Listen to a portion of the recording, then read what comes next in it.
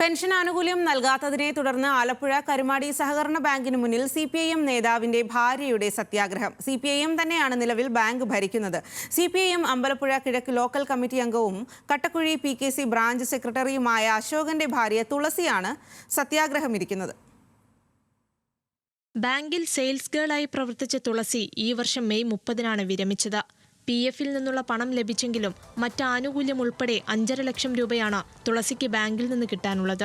ഇതിനായി പലതവണ കയറിയിറങ്ങുകയും പണം ലഭിക്കാതെ വന്നപ്പോൾ തുളസി പാർട്ടിയിലടക്കം പരാതി നൽകിയുമെന്നാണ് പറയുന്നത്. നിരവധി അപേക്ഷകൾ, നിരവധി തവണകൾ ഞങ്ങൾ പാർട്ടി തലത്തിലും ഡിപ്പാർട്ട്മെൻറ്റ് തലത്തിലും സംഘം തലത്തിലും എല്ലാം ഞങ്ങൾ പരാതി കൊടുത്തിട്ടുണ്ട്. ഞങ്ങളുടെ പ്രശ്നങ്ങൾക്ക് പരിഹാരം കാണുമെന്ന് പറയുന്നത്. കാരണം 2006 മുതൽ ഞങ്ങൾക്ക് കിട്ടാൻ കിടക്കുന്ന ഞങ്ങളുടെ ആനുകൂല്യങ്ങൾ ചില്ലറ തുകയൊന്നുമല്ല ഞങ്ങൾക്ക് കിട്ടാനുള്ളത്.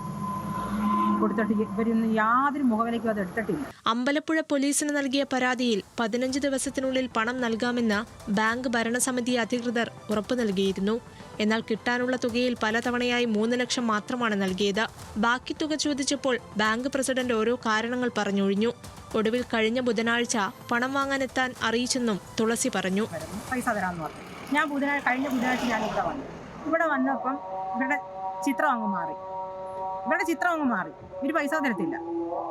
അപ്പം ഞാൻ പറഞ്ഞു എനിക്ക് പൈസ കിട്ടാതെ ഞാൻ പോകത്തില്ല, ഞാൻ ഇവിടെ ഇരിക്കുമെന്ന് പറഞ്ഞു. അരമണിക്കൂർ ഞാനിവിടെ ഇതുപോലെ തന്നെ അരമണിക്കൂർ ഞാൻ ഇരിക്കുന്നു. ഇരുന്നപ്പം എൻ്റെ ഹസ്ബൻഡും വന്നപ്പം ഉടനെ ഷിബു ഉടനെ എൻ്റെ ഹസ്ബൻഡിനെ വിളിച്ചിട്ട് പറഞ്ഞു, അണ്ണ അങ്ങനെ അവിടെ വന്ന് ഇരിക്കരുത്, ഒരു കാര്യം ചെയ്ത് 2 ദിവസത്തെ സാവകാശം എന്താ, 2 ദിവസത്തിനുള്ളിൽ ഞങ്ങളത് ചർച്ച ചെയ്തിട്ട് പൈസ തരാമെന്ന് പറഞ്ഞു. ദിവസങ്ങൾ പിന്നിട്ടിട്ടും പണം ലഭിക്കാതെ വന്നതോടെയാണ് ഇവർ വീണ്ടും ബാങ്കിന് മുന്നിൽ സത്യാഗ്രഹം ഇരുന്നത്.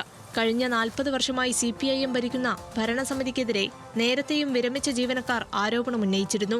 CPIM അമ്പലപ്പുഴ മുൻ ഏരിയ സെക്രട്ടറി D മണിച്ചന്റെ ഭാര്യയും പെൻഷൻ ആനുകൂല്യം ലഭിക്കാത്തതിനെ തുടർന്ന് ബാങ്കിന് മുന്നിൽ സമരം നടത്തിയിരുന്നു. പണം ലഭിക്കുന്നതുവരെ നിയമ നടപടികളുമായി മുന്നോട്ടു പോകുമെന്ന നിലപാടിലാണ് തുളസി. ന്യൂസ് മലയാളം, ആലപ്പുഴ.